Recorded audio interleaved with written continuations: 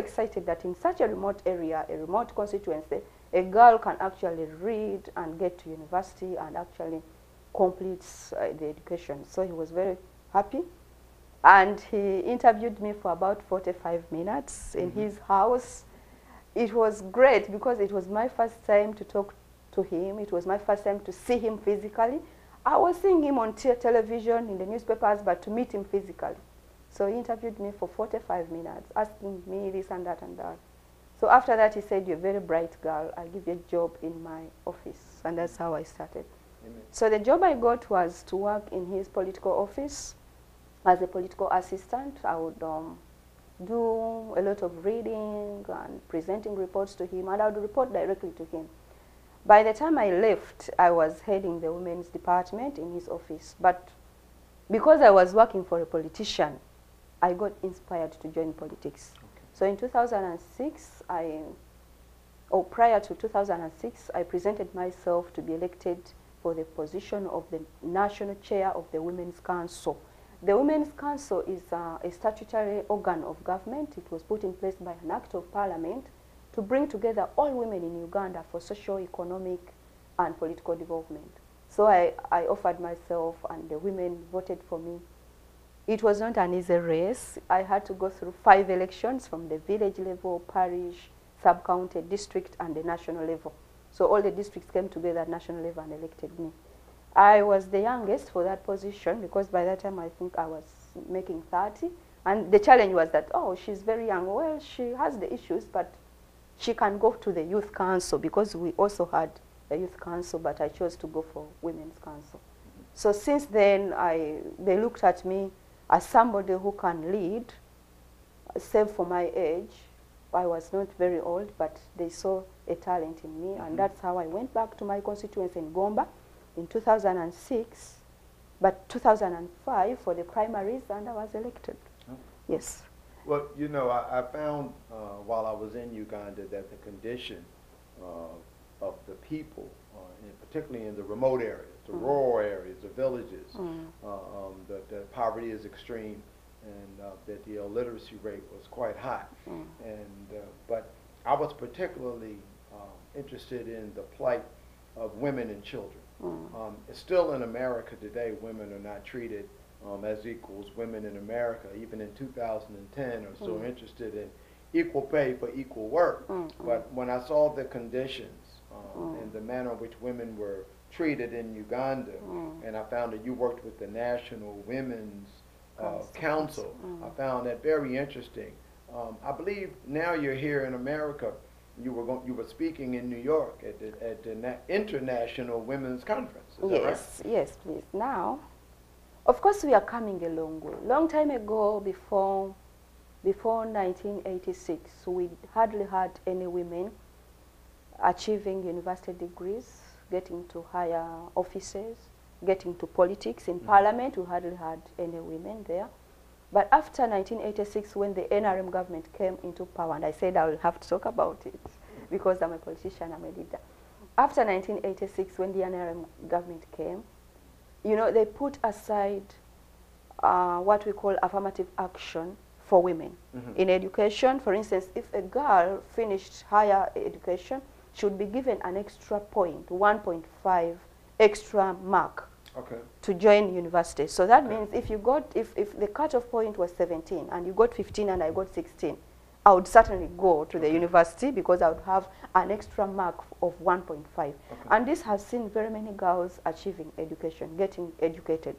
And very many girls are now, women are now in public offices, they are managers, they are accountants, they are doctors, they are engineers. And that was a deliberate policy of government to be able to improve the education status of women. And with education, everything is possible. That's why you can now see women in parliament like myself. Probably I wouldn't be in parliament, I wouldn't be the chairperson of the National Women's Council in the whole country if I had not got education. Yes. So I think we are somewhere, we are getting somewhere, although it is still a problem. In the New York, we are discussing the status of women in the world, not just Uganda, but in the whole world. And we see that the women are still disadvantaged.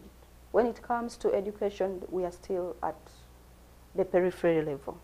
When it comes to incomes, we are still the poorest of the poor.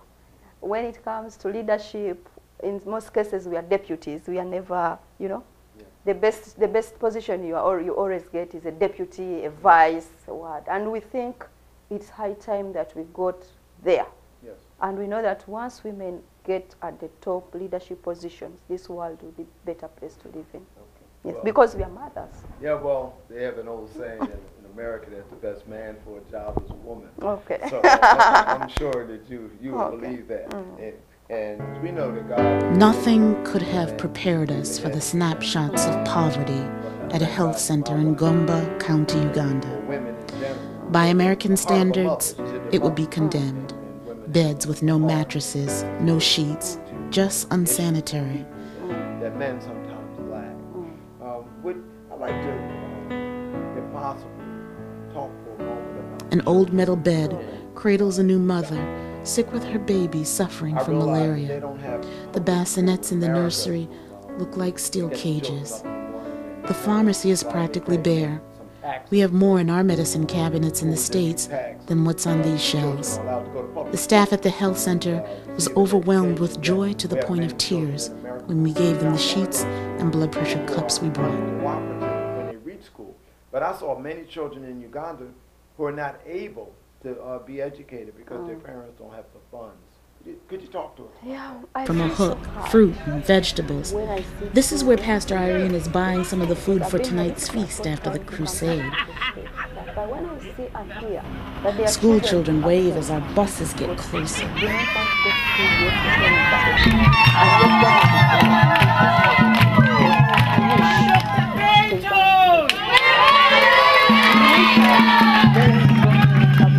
Pastor Irene Marjorie was outside of the orphanage to greet us, along with about 70 children, from toddlers to teenagers. They sang songs of praise, glorifying the Lord. But now we have the more than that. So many people but the challenge is you find them seated in the floor. Then each of us introduced ourselves to the children. Hi, my name is Barbara. Barbara. And I work for transportation. I'm a supervisor. And I couldn't wait to get into the orphanage. My daughter's at home, but I feel blessed to spend time with all of you children. I never felt so loved as I did last night when I held that little girl. Just what can we do as Christians in America? Because I do want to talk not only about your relationship with Christ, but Uganda's relationship with Christ. But could you give us some kind of idea of what exactly can Americans do to help Uganda and help the children and women? Well, you first asked about Uganda's relationship with Christ. Our motto is for God and my country. Yes. That's our motto, the country's motto. Uganda is God-fearing. We always have a day, actually Parliament passed a day in a year that the country goes into prayer and fasting. And that motion was brought by the First Lady of the country, who is a member of Parliament and she's born again.